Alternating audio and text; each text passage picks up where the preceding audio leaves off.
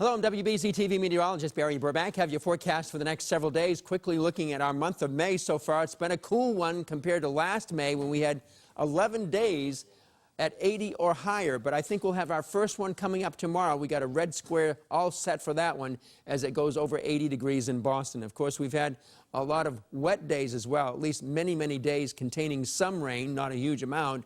But it's been kind of wet and drizzly out there. But we finally had a dry day yesterday. And some spots will still get away with a dry day today, but a few other locations, it's a hit or miss sort of situation when a few showers pass through late this morning into very early this afternoon. For the most part, though, now that we're entering a drier regime, the pollen levels are going to be basically on the high side for the next several days, the main allergens being oak, birch, and ash trees. Here are your highs for today: mid-70s, Boston area, west and north, couple spots maybe as high as 77. On the outer part of Cape Ann, southerly wind coming up there, Gloucester, Rockport, it's cool. And also the New England south coast, as that wind streams in here at 15 to as high as 30 miles an hour, it's going to make it kind of cool down there this afternoon as well. And where the warm air exists here, it's going to be coming up. It's not that far away from us, so it has a pretty good shot of making it here for tomorrow. Then it'll be swept away as cooler and drier air comes in from the Great Lakes. Looking at this map, I want to show you, it's going to be really hot over the southeastern United States.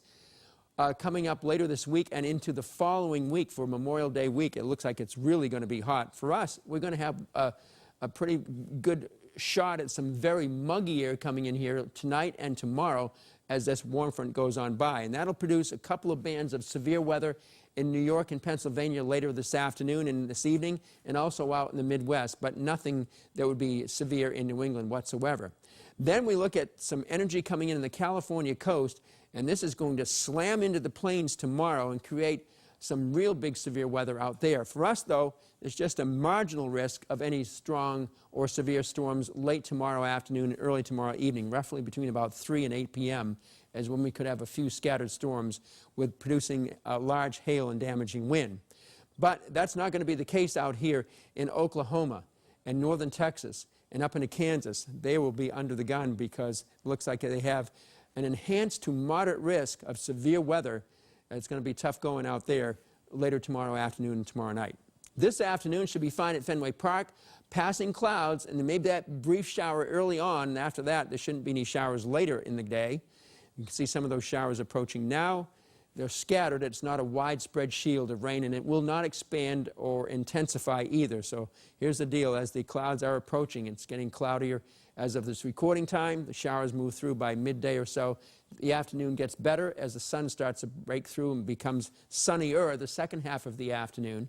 Tonight, thunderstorms cross over northern New England, but not much happens here in southern New England. Some try to move in, but they probably will fall apart.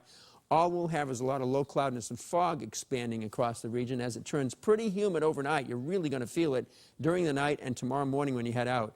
As that low cloudiness and fog burns off gradually tomorrow, we'll end up with a hazy sunshine, maybe some low clouds hanging on the islands of the Cape, as the showers and storms begin to generate across areas north and west of Boston. And then they'll move in here into tomorrow evening. So then after that, dries out. We got low temperatures tonight, 60 to 64 degrees, except upper 50s in the Cape.